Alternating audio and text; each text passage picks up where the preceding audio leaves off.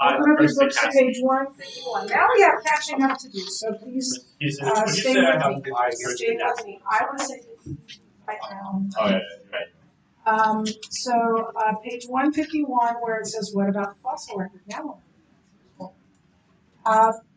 so let's quickly review what we've seen so far.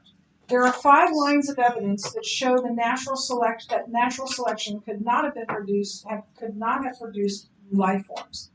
Genetic limits, cyclical change, irreducible complexity, non-viability of transitional forms, and molecular isolation. But doesn't the fossil record support the Darwinian theory? Let's take a look.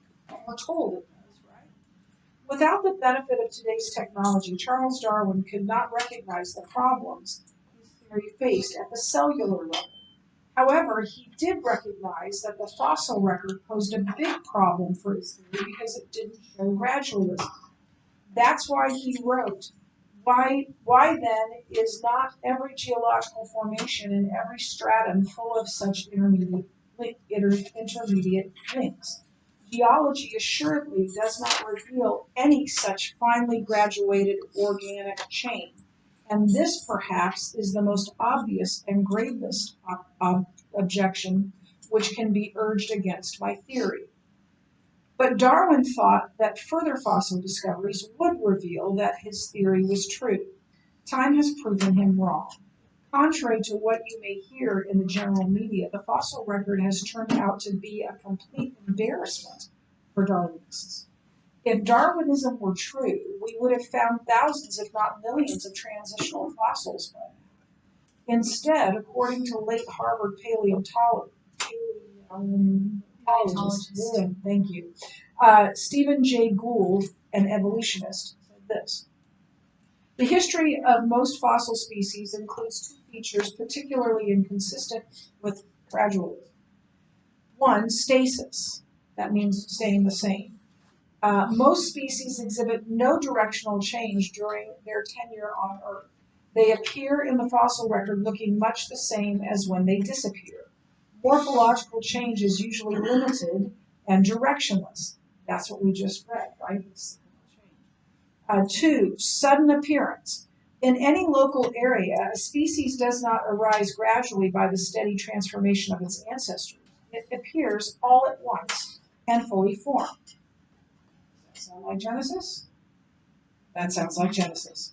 In other words, Gould is admitting that fossil types appear suddenly, fully formed, and remain the same until extinction without any directional change.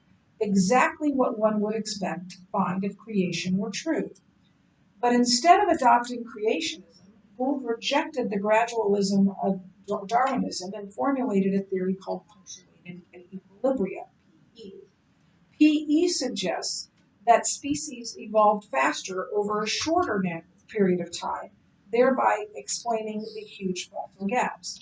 Gould had no natural mechanism by which this could have occurred, but since he was an atheist, he had to explain the fossil record somehow. This is a classic case of allowing your prejudices to taint your observations. But we digress. The main point here is that the fossil record actually lines up better with supernatural creation than with macroevolution. Indeed, there aren't missing links. There's a missing chain.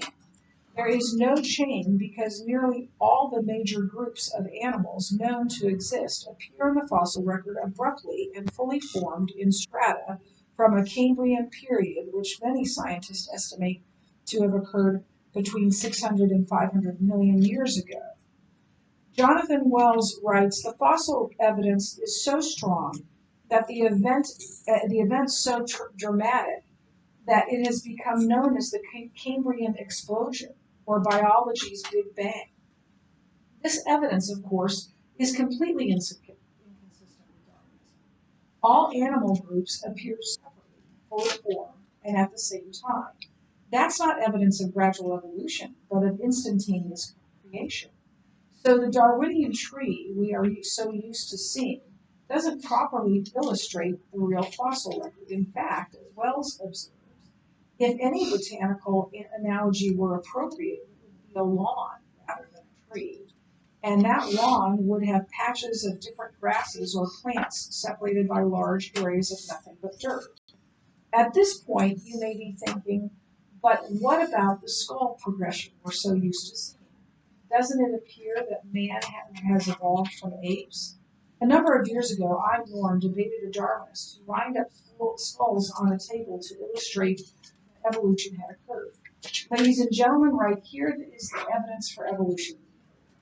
Gee, how can you ignore the fossils? The skulls look like they're in progression. They look as if they could be ancestrally related. Is this good evidence for Darwinism? No.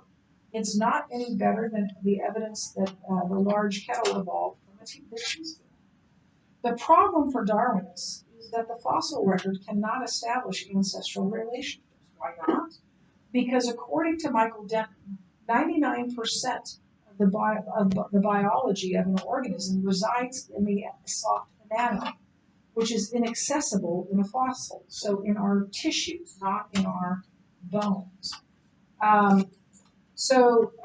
In other words, it's extremely difficult to discover the biological makeup of a creature by looking at its fossil remains.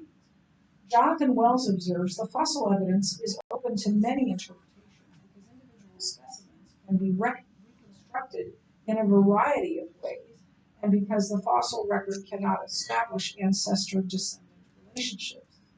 But this doesn't stop the Darwinists. Since Darwinism has to be true, because of their prior philosophical commitment, Darwinists have to find evidence supporting it. So instead of admitting that fossils can't establish ancestral relationships, Darwinists take the 1% that fossils tell them, and then they use the other 99% of leeway to depict their fossil discoveries as filling in the gap they want, any gap they want. With such a vast leeway and no facts to constrain them, Darwinists have been free to creatively build entire missing links from fossil remains as trivial as a single tooth. This is why many so-called missing links have later been exposed as frauds or mistakes. Lucy was created, if you've heard of Lucy, the ape woman, was created from a number of different fossils from a far field from one another. Basically, she was a Lego set. Not found buried together. Yes. I think the original fossils that they actually found from the one creature, it had like the skull, maybe like one of the arms, but it didn't have any of like the hands or feet. But in all the depictions of them, they give her human hands and feet, right? So they don't have that. They don't have it. Yeah, exactly. So this is why so-called missing links have later been exposed as frauds and mistakes. Henry Gee, chief science writer for Nature, writes, "To take a line of fossils and claim that they represent a lineage is not a scientific hypothesis that can be tested, but an assertion that carries the same validity as a bedtime story. Amusing, perhaps, even instructive, but not scientific." Not only is the fossil record inadequate to establish ancestral relationships, in light of what we now know about the irreducibly complex nature of biological systems, the fossil record is irrelevant to the question. The similarity of structure or anatomy between types, sometimes called cost homology, also tells us nothing about common ancestry. Michael Behe writes, "Anatomy is, quite simply, irrelevant to the question of whether evolution could take place on a molecular level." So is the fossil record. It no longer matters whether there are huge gaps in the fossil record or whether the record is as continuous as that of U.S. presidents. And if there are gaps, it does not matter whether they can be explained plausibly. The fossil record has nothing to tell us about whether the interactions of 11-CTS retinol with rhodopsin, transducin, and phosphor, or whatever that is, irreducibly complex systems, could have developed step by step. So according to Behe, biology dwarfs anatomy on the question of the plausibility of macroevolution. Just as the contents of a book provide far more information than its cover, the biology of a creature provides far more information than its skeletal structure. Nevertheless, Darwinists have long argued that similarity of structure between, say, apes and humans is evidence of common ancestry or common descent. Does it ever dawn on them that the similarity of the structure may be evidence of a common designer rather than a common ancestor? After all, in a world governed by certain physical and chemical laws, perhaps only a certain range of anatomical structures will be conducive to animals designed to walk on two legs. Since we all have to live in the same biosphere, we should expect some creatures to have similar designs.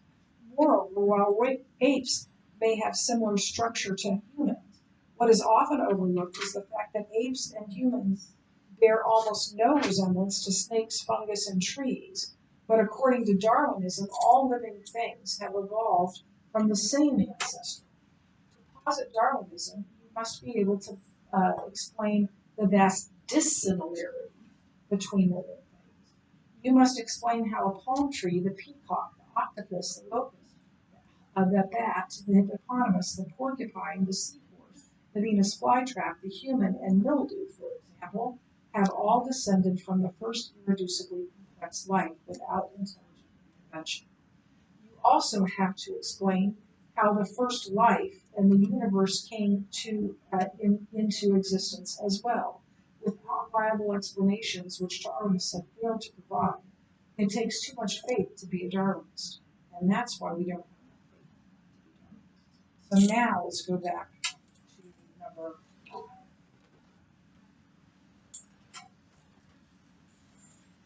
So why doesn't the fossil record support the Darwinian theory?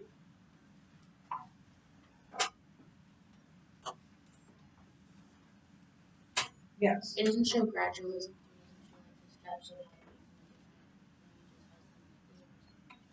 It doesn't show gradualism. It doesn't show things changing. It shows them showing up, staying the same, and then going away. Yes. The fossils themselves barely tell us anything about the actual creature. There's very little we can get about the animals from their fossilized parts. So fossilized remains like skulls can't prove a biological connection. And lining things up and showing progression that may or may not be true is not adequate evidence.